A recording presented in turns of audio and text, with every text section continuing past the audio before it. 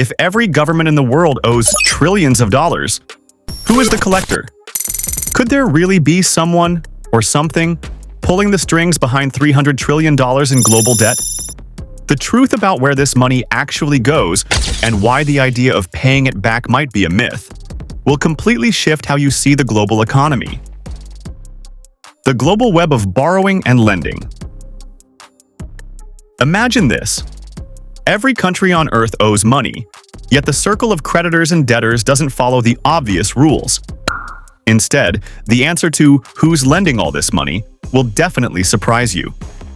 Because in this globalized system, every country isn't just borrowing, they're also lending. It's an intricate cycle, one that can seem impossible to maintain, yet somehow operates as the backbone of the global economy. Then we're going to have to deal that the deficit must go from what will be projected now to be about 7.2% of GDP. The boost in the economy from the tax bill. We're going to have certainty. We're going to go back to 100% expensing. To start, understanding global debt means rethinking how borrowing works between nations. For safety for the first time in my memory. And that was unprecedented and something that woke up, I think, a lot of people about the issues associated with the debt. Unlike personal debt, which usually exchanges hands between borrowers and a bank or lender, the world's governments operate in what feels more like a circular flow. One country's debt fuels another country's investments, trade agreements, or even domestic infrastructure spending. For example, major economies like the US, China, and Japan borrow billions every year, but at the same time, they're lending billions themselves through treasury bonds, currency exchanges, and the purchase of other countries' debt. It sounds counterintuitive. How can virtually every major government owe amounts of money they'll likely never repay and yet still finance their economies without falling apart? To understand, it's helpful to explore how we got here. Historically, debt wasn't always about lending money. It was far simpler. In ancient Mesopotamia, someone might borrow grain from a wealthy landowner, who would require repayment from the next harvest, often with additional interest. But as individual kingdoms grew into interconnected empires, the scale of debt changed dramatically. By the 1600s, England began issuing bonds, a revolutionary practice at the time. Instead of relying solely on taxation or spoils of war, the government could borrow directly from its own citizens by offering bonds that earned interest. A win for both the state and its creditors. This idea then spread, becoming the financial backbone of modern nation-states. Fast forward to the 20th century, and a pivotal moment reshaped global finance: the Bretton Woods Agreement. Established in 1944 as World War II neared its end, the agreement set the US dollar as the foundation of the global financial system. It wasn't just any currency. It was pegged to the value of gold, making it highly stable. In turn, other countries linked their currencies to the dollar, creating a network of financial trust underpinned by America's dominance. But this didn't last forever. By 1971, the gold standard ended, and a new era began: fiat currency. Unlike currency tied to a physical resource like gold, fiat money is simply backed by the government's word. Countries now had the power to create money and incur debt without the constraints of gold reserves. While this unlocked massive economic potential, it also meant governments could borrow at unimaginable levels. The result is what we see today: an interconnected system of borrowing and lending. Think of the global economy as a vast, intricate machine. Every cog, whether it's a nation, a central bank, or an individual lender, depends on the others to keep turning. When one country issues bonds, others buy them as investments. When one nation runs deficits to fund development, those debts become financial opportunities for others. It's a constant loop, with money flowing in all directions. The survival of this cycle requires something crucial: trust. Nations must trust that others will honor their obligations, and investors need faith that the system holds together. But here's the question that lingers: is this system sustainable? Can countries continue borrowing against one another indefinitely without something giving way? On paper, it seems precarious, especially since global debt now totals an astonishing $300 trillion. Yet, in practice, debt serves as more than just an obligation. It acts like the circulation of blood in the global economy, constantly flowing to keep everything alive. Borrowing fuels growth, allowing governments to build infrastructure, expand industries, and support populations. Without debt, much of the progress seen over the last century would likely stall. This might sound counterintuitive. After all, we think of debt as something to avoid or eliminate. But in the context of nations, it rarely works that way. The goal isn't to pay off the debt in full, but to manage it. As long as the flow continues, the global machine keeps running. However, this leads to another question. If debt doesn't behave the way we typically expect, then how does this system function in practice? And more importantly, who really benefits from it? Who actually owns the debt? Is there someone hiding in the shadows, quietly controlling the world's $300 trillion debt?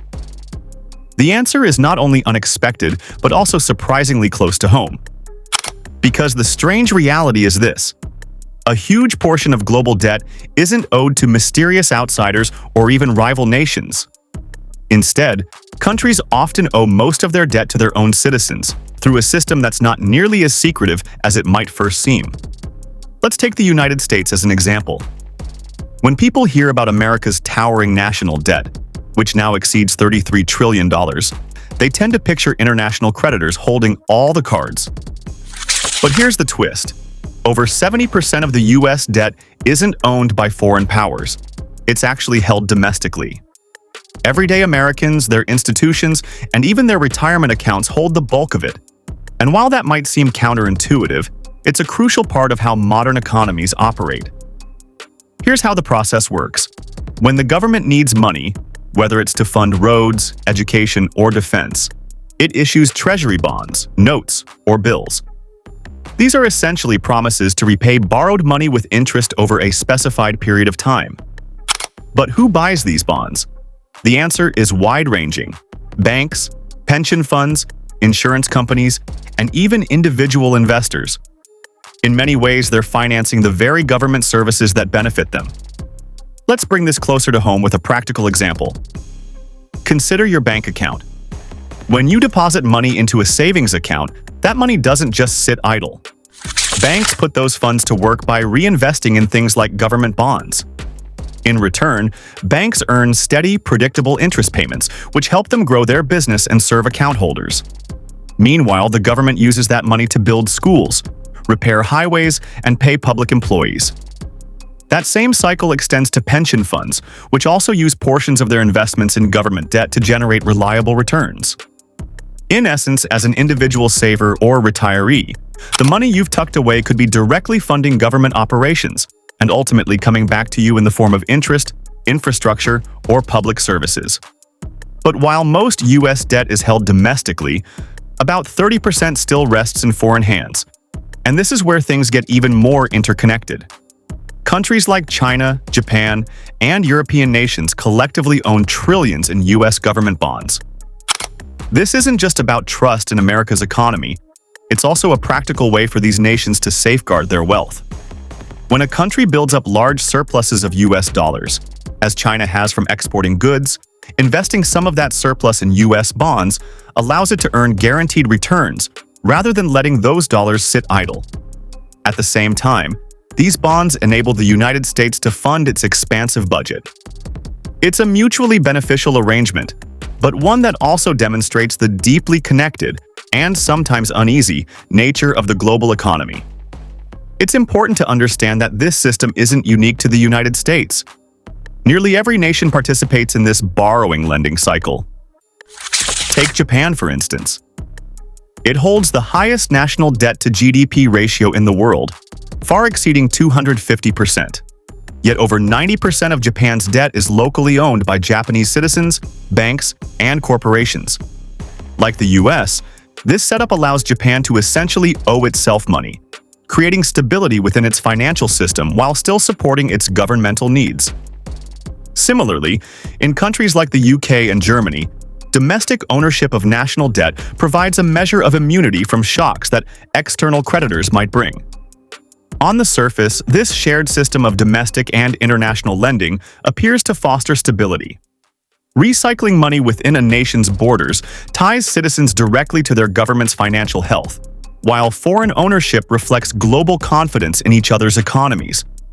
But this interdependence also raises significant concerns. Does this dense web of borrowing and lending truly ensure stability, or does it create vulnerabilities? What happens when an essential cog in this global system falters? For instance, if a country defaults on its debt, or even temporarily loses the faith of creditors, it can trigger ripples felt far beyond its borders. Think of the 2008 financial crisis, which began in the US housing market but revealed how interconnected the entire global economy had become. At its core, this system relies on the continuous flow and recycling of money. Governments borrow, citizens and institutions lend, and the cycle repeats. While this generally works, it's easy to see how such reliance could become a double-edged sword. Recycling debt can sustain economies through growth, but when cracks appear, whether due to global shocks or rising interest rates, the whole structure becomes more fragile. And the question remains, if the system is this intricate, how well can it withstand strain? What happens to the global economy if one part of this interconnected web breaks? These questions matter now more than ever. Though this system of debt ownership has generally worked, the risks of a breakdown are undeniable. So, what happens when the balance tips, and what could disrupt this delicate cycle? The risks of a debt-driven economy. What happens when the engine of the global economy starts to stall? For an economy built on ever-expanding debt, the risks are far-reaching and all too real. This system, while fueling growth and development, also has critical vulnerabilities. To understand the stakes, let's examine what happens when debt, instead of propelling progress, pulls it to a standstill. A clear example of this came with the Greek financial crisis in 2008. Before the crisis, Greece had relied heavily on borrowing, funding its economy through massive deficits.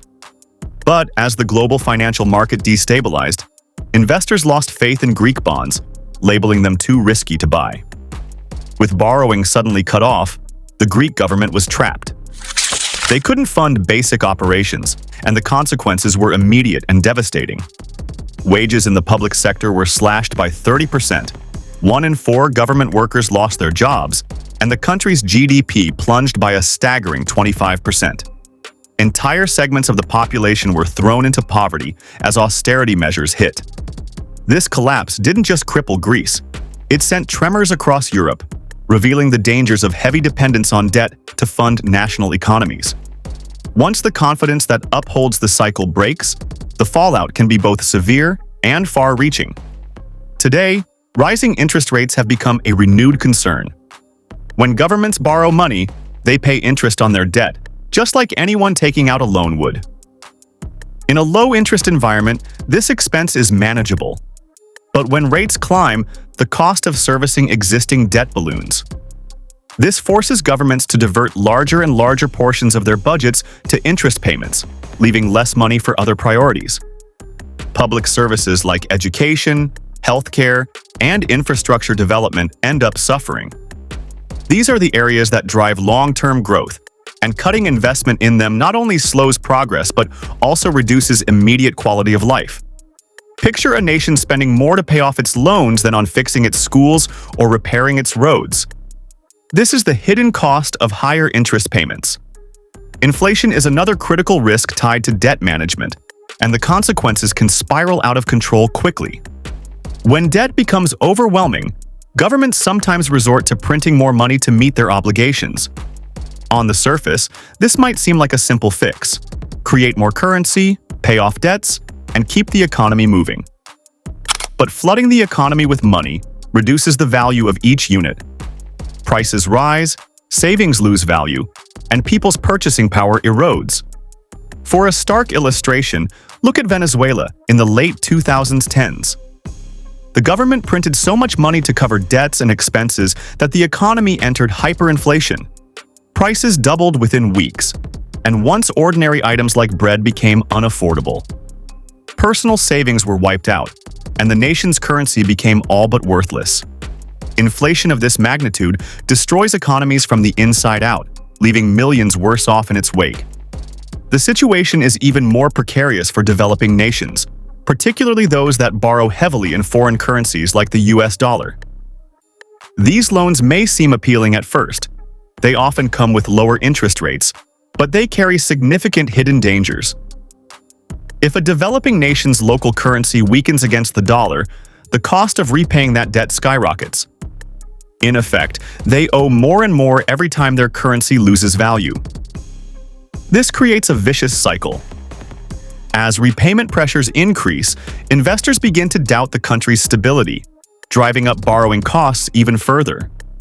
In many cases, struggling nations are forced to dedicate their most valuable resources, like oil or minerals, to debt repayment at the expense of investing in their own citizens. This kind of economic strain can lead to political unrest and long-term underdevelopment. Then there's the ultimate failure: default. Think of a default as a country missing the financial equivalent of a mortgage payment. When a nation cannot meet its debt obligations, it essentially admits to creditors that it can't pay. This has a chilling effect on the global economy.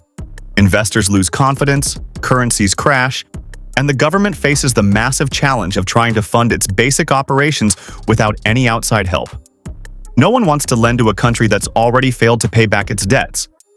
This is similar to a homeowner losing their home to foreclosure, except on a far larger scale, with widespread consequences for citizens and businesses alike. When Argentina defaulted on its debt in 2001, for example, unemployment soared, the banking system collapsed, and poverty levels surged within months. Given these risks, a natural question arises: why do governments continue to borrow? If the consequences of over-reliance on debt can be so catastrophic, why not scale back? The answer lies in the necessity of debt in our current system. Debt finances critical infrastructure, supports social programs, and allows countries to respond to immediate crises, like recessions or natural disasters. It's an essential tool for development and stability, even if it comes with inherent risks. Governments often view debt as a trade-off, one that they hope will spur enough growth to outweigh future payment obligations. But while debt is undeniably vital, its long-term risks can't be ignored.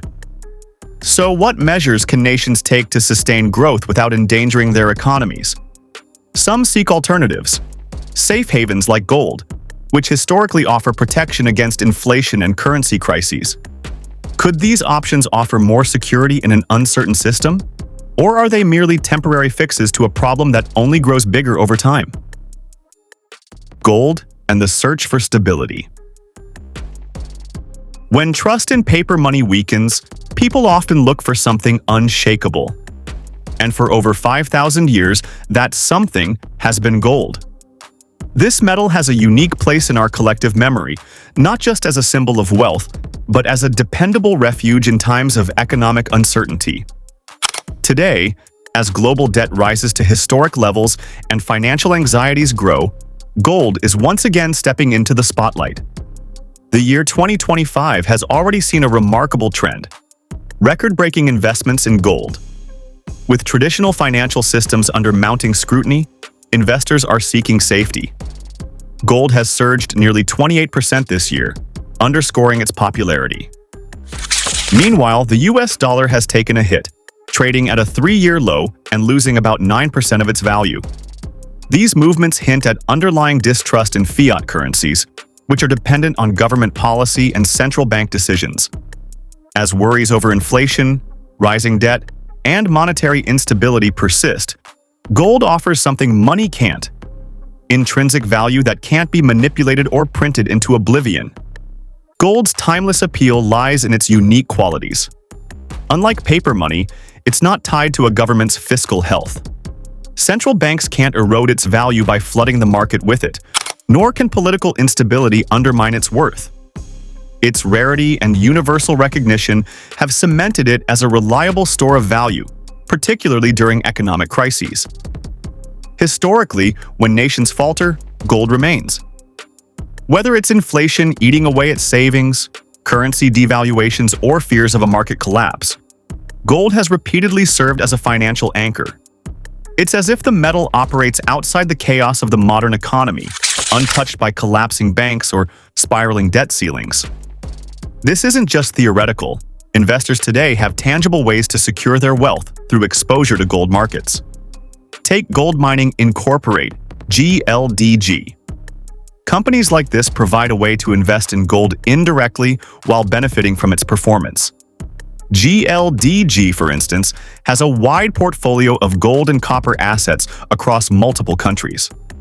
This diversification reduces risks tied to fluctuations in any single region. Moreover, the company isn't just sitting on untapped resources. Their portfolio includes significant measured and indicated gold-equivalent resources as well as inferred resources. Beyond their physical holdings, GLDG has publicly traded equities and cash reserves, adding further flexibility. In an environment where gold prices are climbing, GLDG offers potential, a position bolstered by the rising value of precious metals this year. To put this into perspective, GLDG's current trading price still matches levels from mid-2018, a time when gold prices were less than half what they are now. This suggests the company may be undervalued relative to the current rally in gold. For investors looking to hedge their portfolios against instability, it presents an opportunity. And the outlook for gold itself remains optimistic. JP Morgan projects prices could reach $4,000 by mid-2026, a sentiment echoed by Goldman Sachs and Bank of America. Of course, gold's appeal isn't just about its price. It's a hedge, a protective layer against inflation and the erosion of purchasing power.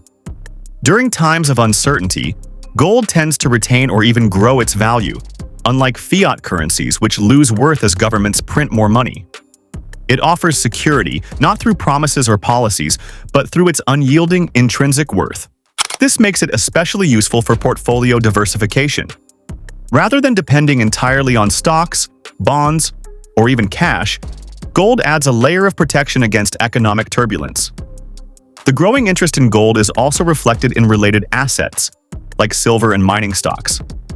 Silver has hit a 30-year high in 2025, while mining indices, like GDXJ, have risen nearly 45%. This broader surge indicates that investors aren't just focused on physical gold, but are also seeing value in the entire precious metals ecosystem. With major institutions predicting further gains for gold and related investments, the shift away from traditional assets reflects a broader desire for financial stability. But an inevitable question remains. Can gold really replace the debt-driven financial system? The answer is nuanced. While gold provides a sense of stability, it's not a complete solution. Modern economies rely on flexibility, something gold doesn't offer. Governments use debt to fund growth, address crises, and manage fluctuations in trade and productivity. Gold, in contrast, is static. It acts as a reservoir of value, but it doesn't circulate in the economy the way money does. This is why gold remains a supplement, not a replacement, to the current system. So while investors increasingly turn to gold, they're not abandoning the foundations of global finance entirely. Instead, they're hedging their bets, preparing for potential instability while relying on debt to keep economies moving. Gold may not dismantle the structure of debt, but it does underscore the fragility of a system that relies so heavily on borrowing. Its modern resurgence isn't just about profits.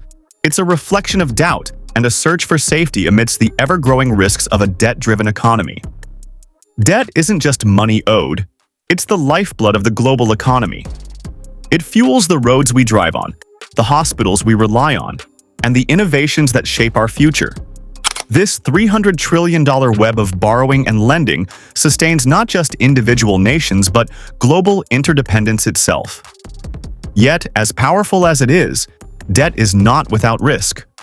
It's a tool, a fragile, vital one, that demands careful management and awareness. The global debt system is more than numbers. It's the engine of growth. Understanding how it works is the first step in navigating the complexities of the future economy.